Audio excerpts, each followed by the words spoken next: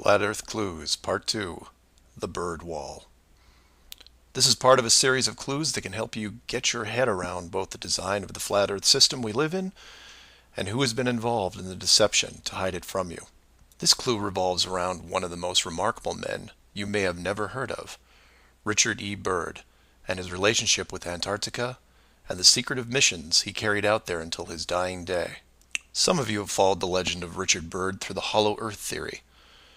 We aren't going to be covering any hollow Earth in this video, but instead focus on the man and his involvement with the South Pole. The Reader's Digest version of Richard Byrd is as follows. Born in 1888, he became an American naval officer who specialized in feats of exploration. He was a pioneering American aviator, Medal of Honor winner, polar explorer, aircraft navigator, expedition leader in the worst environments in the world, and the youngest admiral in the history of the Navy. In addition, his list of awards takes up several pages in Wikipedia, including 3 ticker tape parades in his honor. In short, he was Indiana Jones on steroids. Some people will say that Roy Chapman Andrews was the real Indiana Jones, and you might be right. But Richard Byrd beat Indy 6 days a week and twice on Sunday. I mention all his accolades to paint a picture of credibility and trust. The governments of the United States and the world trusted his judgment and leadership, and took advantage of every chance they had to put him in charge of special missions. The first large-scale mission was an expedition to Antarctica in 1928. This was noteworthy because even though he had just flown over the North Pole in 1926, all expeditions from 1928 on were focused on the South. The expedition lasted 2 years, and during it, at the age of 41, he was promoted to admiral. His second Antarctic expedition ran from 1933 to 1935, and his third from 39 to 40. While in Antarctica, he was also an advisor for other countries who had their own expeditions, including England, France, Germany, and building off previous countries' expeditions from Belgium, Japan, and Sweden. He then helped lead U.S. Navy fleet operations in World War II, was present during the Japanese surrender in 1945, but then something strange happened. He went back to Antarctica. Now, some of you aren't surprised because he'd been there since 1928, and I agree with you. It's the how that's interesting here. His fourth trip to Antarctica wasn't an expedition. It was a military operation called Operation High Jump. Commanding an entire aircraft carrier group that included 13 support ships, Admiral Byrd led 4,700 men to the South Pole, for reasons that are still shrouded to this day. Some say they were chasing the remaining Nazi fleet, even though Germany had surrendered a full year earlier. Others say there was a Nazi base established in Antarctica during the war, when Admiral Byrd was absent. None of these theories are important for this video. What we do know is that the U.S. had sent an excessively large military force to the ice, all under the guise of peaceful intentions. During this operation, Admiral Byrd told a Chile newspaper this: "The most important result of his observations and discoveries is the potential effect that they have in relation to the security of the United States. The fantastic speed in which the world is shrinking," recalled the Admiral, "is one of the most important lessons learned during his recent Antarctic exploration. I have to warn my compatriots that the time has ended when we were able to take refuge in our own isolation and rely on the certainty that the distances, the oceans, and the poles were a guarantee of safety." After the operation, Admiral Byrd toured the States and gave interviews, the most interesting of which is a national television show in 1954 called The Longines Chronoscope. A horrible name, but a decent show. I've added a segment of it at the end of this video and linked it in the description. During this television interview, he first spoke of an area beyond the South Pole as large as the United States, which no one had set foot on yet. He then went on to say that there would probably be expeditions year after year because the U.S. government had really become interested. The interviewers then probed as to why the interest in the South, when any perceived military threat from Russia, keep in mind this was 1954, would be from the North. He went on to say that it was the most valuable and important place in the world for science. It involved the future of the nation, an untouched reservoir of untapped resources, including coal, oil, minerals, and uranium. He added that at the time of the interview, there were 7 nations currently engaged in Antarctica, including Russia, Australia, Argentina, Chile, and New Zealand. During the interview, the Admiral talked about planning the next military mission to Antarctica. It was called Operation Deep Freeze and ran from 1955 to 1956.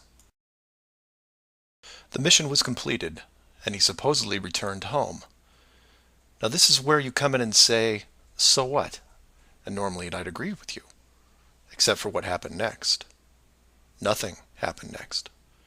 The missions just suddenly stopped, and that was it. No other expeditions, military or otherwise, were conducted on the continent, ever. Then a treaty was put in place banning any country from doing basically anything. The end. And if you're wondering what you're missing, it's this. Admiral Byrd goes on television, says that this massive body of land, most of which sits on a plateau 2 miles high, is rich with every resource you could ever want, energy rich, pristine, with no indigenous population or plant life, and every country that has sent teams is ready to carve it up like a big turkey. Not to mention, there's an expanse of land larger than the United States they haven't even looked at yet. And out of the blue, everyone just calls the whole thing off? There are no environmentalists in 1959. This is land of diner food and 20-cent gas. I'm calling total BS on this one. The dollar value of the initial resources find would have fueled armies of greedy companies. So what happened? They found the edge, that's what. And the last thing they were going to do was let unsupervised companies near it, regardless of the money. Even if it was hundreds of miles away, you couldn't allow resource corporations even into a safe area, and then years down the road as they expanded, tell them, oh, sorry, you can't go beyond this point. When the companies would ask why, what would you tell them? And now the interior of Antarctica is off limits, with no revisions until the year 2041. You can take tours of the outer islands, but there is a hidden line, enforced by the military, that you will not be able to cross. Because the interior is actually the exterior edge. It's there, it's hidden, and it's protected. The Earth you live on is flat. So do some of your own research and ask questions. Please feel free to email me at msargent23@comcast.net or 303-494-6631. Our very distinguished guest for this evening is Admiral Richard E. Byrd. The North Pole used to be a no man's land, but these are the days when, by buying a ticket on a commercial airliner, you can fly across the North Pole and drink a cocktail at the same time. Yet only 70 or more years ago, about 35 years ago, our guest tonight found out whether there was any land north of the North American continent. He made that first discovery flight, and I must say that Admiral Byrd, our guest tonight, is not only our greatest living explorer, but he's been an inspiration to countless Americans.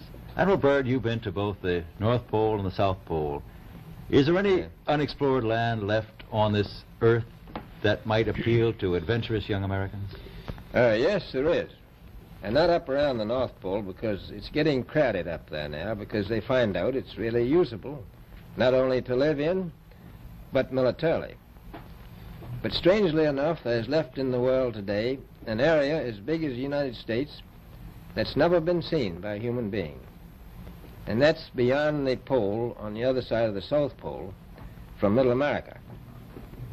And I think it's quite astonishing that there should be an area as big as that unexplored.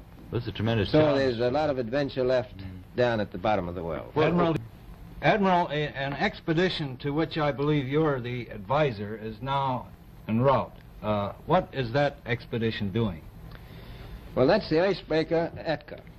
and it's a reconnaissance expedition, is going down to the South Pole area to make certain observations and to look for some bases. They will be back in April, and they will report back, and upon the information we get from that undertaking, we will base the bigger expedition that's to follow. Is that very definitely planned, or is that... That is being planned right now. So I'm willing to say to you that there will be a number of expeditions that will follow, I think, year after year, at the bottom of the world, because the government has really become interested. Well, Admiral Byrd, I can understand, I think everybody can, the interest in the North Pole because it's so near our greatest challenger, Soviet Russia. But why this interest in the bottom of the world? Nobody living down there, is there? No, it's pretty cold. There's only one permanent resident, that's the emperor penguin. The little ones live further north. I tell you one reason they're interested. It's by far the most valuable, important place left in the world for science. That's why the scientific groups all over the nation are really interested. But more important than that, it has to do with the future of the nation, those to come after us, or even during your lifetime, because it happens to be an untouched reservoir of natural resources. And you know, as the world shrinks with an ever-increasing acceleration, far-flung places once useless, like we thought the North Pole was, and no man's land, become very useful. The bottom of the world will be important, not only to us, but to our allies. I was going to ask you, does it have military importance? It has some, and as the world shrinks, it will continue to shrink with an ever-increasing acceleration, thus bringing these places closer. And in the future, I can see a time when it will be very, very important strategically. Well, has the development of air power increased the strategic importance of places like the very much Palmer so. Peninsula, was it? Very much so. Even now, if anything happened and we lost the Panama Canal, we would have to control the islands just north of Antarctica, which are part of Antarctica. Then between there and Cape... Admiral, you speak of the resources of Antarctica. What are they? What are the natural resources there? Well, we've found enough of coal within 180 miles of the South Pole in a great ridge of mountains. It's not covered with snow, enough to supply the whole world for quite a while. Well, that's the coal. Now, there's evidence of many other minerals. We are pretty sure there's oil. Now, that coal shows the bottom of the world. Now, by far the coldest spot in the world. Where that coal is gets 100 below zero in the winter. Well, it was once tropical. So we think there's oil there, and there's evidence, probably uranium there. is it any secret, is there uranium there? That would be the only thing that would be practical to actually go after, I suppose. Everything else would be economically unfeasible, wouldn't it? Well, as we recklessly expend our resources, the time will come when we'll have to go after that stuff down there. Well, you know, I avoided what you said about uranium. I'm not sure about that. I don't want to have the world fight over the Antarctic. And Robert, is there a competition among other nations to try to get information about Antarctica and possibly to secure some of these resources? Well, yes. There are now 7 nations very much interested. Russia is interested tremendously. That I'm sure of. Australia has an expedition down there.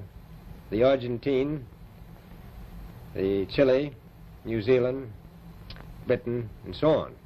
Now, you can understand those people down there being interested because they live down there, the New Zealanders, the Argentinians, the Chileans, and Australians. And so we don't do much about claiming anything. Admiral, you make this sound a little crowded. Are there that many expeditions now there or en route there? Well, you know, as I said, it's the most peaceful place in the world, but I don't think it will be for long because of this intense interest on the part of other nations and this nation.